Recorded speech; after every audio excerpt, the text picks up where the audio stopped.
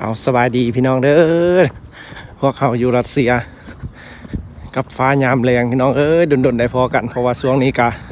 คุมเฮ็ดบทเรียนพี่น้องบ่ได้เอาไปอัพคลิปให้พี่น้องเบิ่งในสภาพบรรยากาศบ้านเพิ่นอยู่รัสเซียมามื้อนี้ย่างมาทางนี้พอดีเห็นบ้านแม่ตู้พี่น้องคิดฮอดบ้านเราตอนฤดูหนาวที่เราออกมา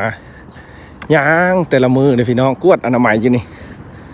เรามากวดอนามัยแต่หากช่วงฤดูร้อนบ่เห็นเราเลยพี่น้องนี่อันนี้คือบ้านแม่ตู้เด้อผู้ใดที่ติดตามซ่องก็สิเห็นพี่น้องหากฤดูร้อนบ่เห็นเราเลยประตูบ้านก็อาจแจ็บติดเลยบ่เห็นเราจักมือเลยพี่น้องนี่มีดอกไม้มีหยังเด้พี่น้องอันนี้มันต้นหยังหอมบัววะพี่น้องหากจะเป็นดอกไม้เด้อแต่เพิ่นเอิ้นหันดอกไม้พี่น้องบ้านเฮาเอิ้นว่าคือต้นหอมบัวบ่เห็นเราพี่น้องแม่ตู้น่ะอันนี้กระบ่อนเราเอาน้ำพี่น้องแต่ละเทื่ออันนี้ถือว่าบรรยากาศอยู่รัสเซียยามแรงเด้อพี่น้องถือว่าอันนี้คือว่าเป็นชีวิตของคนลาวที่มาใช้ชีวิตอยู่รัสเซียพี่น้องถือว่าเป็นเวลาที่อยู่6 ปีพี่น้องถือว่าอีกอยู่ประมาณ10 ปลายมื้อเฮาสิได้เดินทางพี่น้องถือว่ามื้อนี้ก็เชื่อสิมาเอ็ดคลิปเพื่อว่าขอบใจพี่น้องที่ติดตามรับชมที่เฮามาอยู่รัสเซียตลอดมาพี่น้องยังแต่10 ปลายมื้อเฮาจะได้เดินทางกลับบ้านเฮาแล้วเด้อพี่น้องเมืองลาวกับหมู่อีก10 คนพี่น้องถือว่าที่มาใช้ชีวิตนำกันอยู่รัสเซียพี่น้องถือว่าเฮากับบ่มีหยังมื้อนี้อยากมาเอ็ดคลิปขอบใจพี่น้องที่ติดตามแล้วก็คอยสนับสนุนถือว่าจนว่ามีช่อง YouTube พี่น้องถือว่าคลิปกับแบบชีวิตอยู่รัสเซียพี่น้องในฤดูแบบนี้ถือว่าอันนี้เฮากำลังสิย่างเมื่อเฮือนพี่น้องเกี่ยมไปเก็บเครื่องเก็บของเกี่ยมใส่กระเป๋าไว้เราว่าจะได้เดินทางแล้วพี่น้องถือว่ายัง10 ปลายมื้อขอบใจหลายๆพี่น้องเด้อถือว่าอันนี้ก็เป็นฤดูที่ร้อนให้ได้พี่น้องเบิ่งต้นไม้ใบหญ้าบ้านเพิ่นก็สิเป็นสิแหละยามแรงมาก็สิมียุงหลายบรรยากาศก็สิแตกต่างไปแบบฤดูหนาวเนาะพี่น้องเนาะฤดูหนาวเฮาจะบ่เห็นหยังเลยพี่น้องมาฤดูนี้ก็สิเป็นแบบนี้รัสเซียพี่น้องเมืองดินดำน้ำซุ่มบ้านเพิ่นพี่น้องนี่คือเฮือนศาลของเขาเจ้าอยู่รัสเซียในช่วงอากาศยามแรงนานค่ำได้พี่น้องอันนี้คือว่า8 โมงแล้วได้นี่พี่น้องถือว่าอากาศบ้านเพิ่นพี่น้อง20 โมงกับ20 นาทีพอดีเลย8 โมงแรงพี่น้อง10 โมงตะเวนยังมีแบบนี้ได้พี่น้องฮอต10 โมงนะถือว่าชีวิตอยู่รัสเซียได้พี่น้องในช่วงในเบื้องบ้านเพิ่นก็ขี่รถทีบนั่นย่างเล่นย่างหัวอากาศที่สดชื่น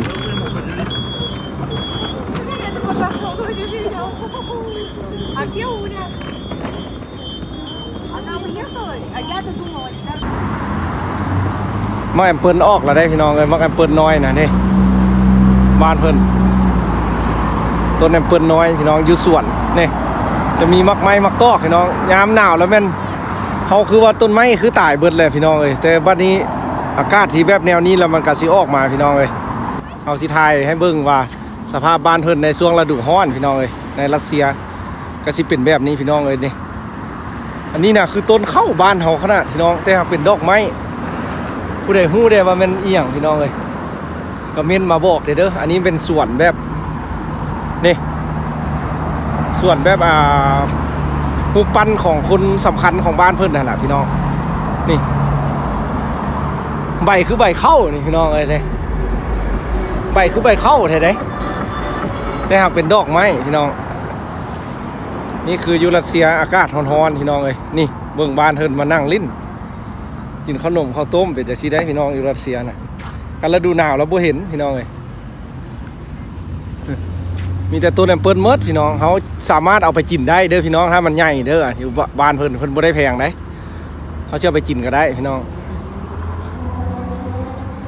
อันนี้ถือว่าเขาสิถ่ายคลิปให้เบิ่งเพราะว่าบ่ได้เอาลงให้เบิ่งโดดละพี่น้องเพราะว่าชีวิตเขายังยุ่งอยู่ในการบททำบทเรียนพี่น้องคือว่าเขากันแล้วเมื่อเราบททำบทเรียนมีแต่สิไปเกี่ยมเครื่องกลับบ้านเมืองลาวพี่น้องรู้สึกดีใจหลายๆหมู่คู่ก็คือกันพี่น้องที่มาอยู่ที่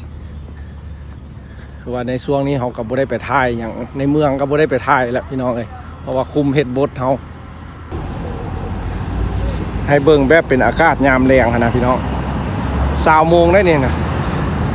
8:30แล้วพี่น้องตอนนี้นะเขาก็ย่างมาแล้วก็ถ่ายให้เบิ่ง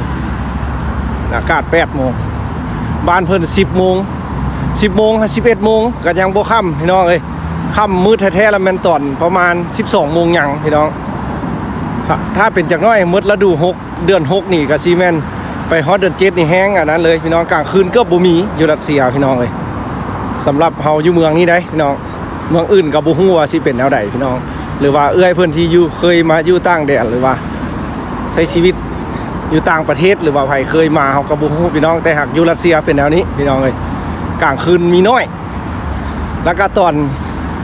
2:00หรือ3:00ก็ตะเวนขึ้นละพี่น้องเอ้ยอยู่ต่างแดนแล้วเป็นแนวนี้พี่น้องอันนี้ถือว่าสิ่งที่เฮาอยากนำเสนอให้ฮู้นำกันพี่น้องเอ้ยว่าอยู่ประเทศรัสเซียหรือว่าเมืองนี้ที่เฮาอยู่ก็ถือว่าแบบนี้ฟ้าอากาศสภาพบ้านเมืองเพิ่นพี่น้องเอ้ยคนรัสเซียเราจะแบบนั่งลิ้นยามแรงจะสิหลายพี่น้องเขาเจ้ามักย่างลิ้นแล้วก็ออกกำลังกายนะพี่น้องอันนี้ถือว่าเป็นขอบเขตที่เป็นส่วนสาธารณะย่างลิ้นธรรมดาพี่น้องอันนี้นะถือว่าเขามักในฤดูร้อนได้พี่น้องแต่หากขาเวียกเราก็บ่ได้ไปทายให้เบิ่งพี่น้องเอ้ยเขาก็ขอบใจหลายๆที่เอ้ยพี่หรือว่าพ่อแม่ทางบ้านแล้วก็พี่น้องสาวไทยที่รับชมคลิปเฮาจากรัสเซียชีวิตการเป็นอยู่พี่น้องเอ้ยอยู่รัสเซียเป็นแนวนี้พี่น้องว่าคนรัสเซียในเมืองนี้แล้วมันเบิกบานม่วนซื่นได้พี่น้องบ้านเพิ่นเมืองนี้นะมีชีวิตชีวาดีได้เศรษฐกิจก็ดีสินค้าอาหารการกินก็หลายจะเป็นจักน้อยนี่ห้านมักไม้หลายเลยพี่น้องห้านมักไม้นะเขาเจ้าจะนำเข้ามาขายหลายได้มักไม้มักตอกกระเวนไหมนี่8:30แล้วนี่พี่น้องเขาย่างมาแล้วก็ถ่ายให้เบิ่งเลยนี่เขาเจ้าก็สิปลูกดอกไม้แบบนี้ได้พี่น้องนี่มีสวนดอกไม้หรือว่าบ้านเพิ่นรัสเซียอันนี้นะพี่น้องเอ้ยประเทศรัสเซียรถรางดิมีรถจักรเลยเด้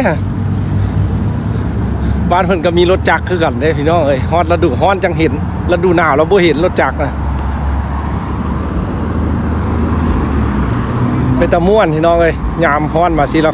คนย่างลิ้นย่างเที่ยวหลายเอากับ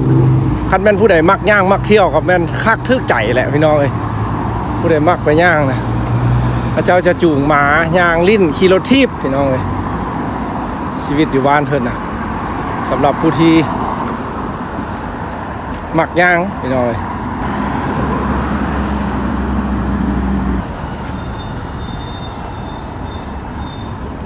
ต้นไม้ใบหญ้าสดชื่นอันนั้นเป็นทางรถทีบอันนี้ทางย่างคนย่างแยกกันได้เลยได้น้องไง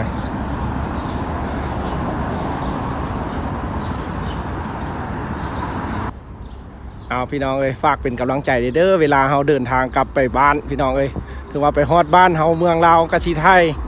ชีวิตในหมู่บ้านให้เบิ่งพี่น้องเอ้ย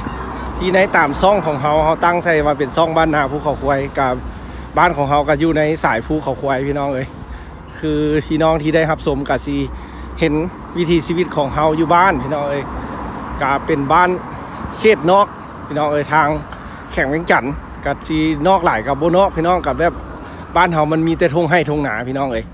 คันว่าคันเขตนอกแท้ๆคันชนบทเพิ่นก็สิอยู่ทางตีนภูตีนผาพุ่นมันก็สิลำบากกว่าบ้านเฮาหลายแต่บ้านเฮาก็ถือว่ายังอยู่ในระดับปานกลางพี่น้องเอ้ยที่เป็นชนบทกับบ่แม่นคันสิว่าเจริญกับบ่แม่นพี่น้องเพราะว่าหนทางบ้านก็ยังเป็นทางดินแดงอยู่พี่น้องเอ้ยเดี๋ยวเมื่อฮอดบ้านเมืองลาวแล้วก็สิถ่ายให้เบิ่งแล้วก็มือเดินทางมีหมู่จักคนเอาก็สิถ่ายให้เบิ่งพี่น้องเอ้ยเพราะว่าการเดินทางของเฮาก็จะได้ไปหลายประเทศพี่น้องเอ้ยเพราะว่ากลัวบินตรงเลยก็บ่มีพี่น้องเอ้ยเราต้องได้เดินทางจากเมืองเฮาอยู่แล้วก็จังค่อยไปมอสโกเมืองหลวงของรัสเซียแล้วจังได้เดินทางออกไปอีกไปประเทศจีนพี่น้องเอ้ยเดี๋ยวก็สิถ่ายให้เบิ่งเพราะว่าการเดินทางของเฮาก็สิถ่ายให้เบิ่งพี่น้องเอ้ยนี่ตึกอันนี้ให้จังชื่อบ่คันให้เบิ่งก็สิเห็นเนาะยามฤดูหนาวเพิ่นยังกำลังสร้างมาฤดูนี้แล้วละพี่น้อง2เดือนปลายว่าเรียบร้อยละเมื่อก่อนหันยังเป็นเพิ่นปกเป็นโครงห้างอยู่ตอนนี้เรียบร้อยละพี่น้อง บ้านเพิ่นก่อสร้างพี่น้องเอ้ยความไวความรวดเร็วเพิ่นสร้างตึกสร้างอย่างไวใช่ได้พี่น้องเพิ่นเอามาก่อต่อใส่กันเลยมีดอกไม้ใบหญ้าเพิ่นจะปลูกแบบนี้แหละอยู่รัสเซียพี่น้องเพราะว่าอยู่รัสเซียย่างลิ้นย่างหัวสบายพี่น้องโอตรงยานแบบว่าจะมีปัญหาเรื่องขี้รักบ่มีอย่างนี้สิบ่มีพี่น้องหรือว่าคนฟ้ายบ่คนอย่างสิบ่ค่อยมีพี่น้องอยู่รัสเซียสำหรับเฮามาอยู่นี่ก็บ่เคยเจอจักเทื่อก็6 ปีพี่น้องมาอยู่พี่กะมีอันฮู้แด้อันฮู้บ่ถึงแด้ก็มีพี่น้องแต่หากกะใช้ชีวิตแลกเปลี่ยนกันไปหลายมื้อหลายวันไปพี่น้องไปพุ่นมาพี่เนาะพี่น้องถือว่ามื้อนี้กะถือว่าเฮาได้ถ่ายคลิปให้เบิ่งเพราะว่าอยากขอบใจพี่น้องเนาะที่ติดตามเฮามาแล้วเฮาก็บ่ได้ลงคลิปให้เบิ่งโดนแหละพี่น้องถือว่านี่ก็ฮอดเฮือนเฮาละพี่น้องเฮาสิไปเฮือนแล้วก็เก็บเอาเครื่องเกี่ยมใส่ถุงไว้แล้วก็ฮอดมือเดินทางแล้วก็สิถ่ายให้เบิ่งอีกพี่น้องว่าเป็นจังไดแล้วก็ฮอดบ้านเฮาแล้วสิเป็นจังไดเดี๋ยวเฮาก็สิถ่ายให้เบิ่งตามซ่องน้อยๆอยู่รัสเซียพี่น้องชีวิตแบบที่ แบบ6 ปีแบบชีวิตแบบกินอยู่อย่างคือแบบบ้านเฮานะพี่น้องแบบชีวิตแบบลำบากยากให้แหละอยู่ก็อยู่แบบนี้พี่น้องบ่ได้อยู่เจริญรุ่งเรืองอย่างก็คือตามงบประมาณของชีวิตนี่ฮอดเฮือนละมาแจ้มาแล้ว เฮือนก็แบบนี้พี่น้องสิเข้าเฮือนก็ต้องได้เอากระแจนำกัน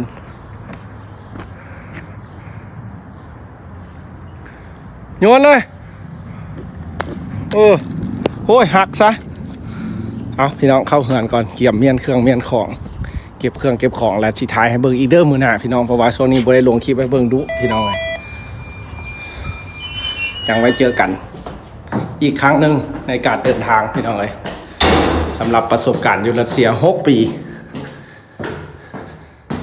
นี่ก็ถือเฮือนเช่าบ้านเช่าเข้าซื้อเอาบายบายเจอกันพี่น้องมื้อหน้าเดี๋ยวสิอัพคลิปลงให้เบิ่ง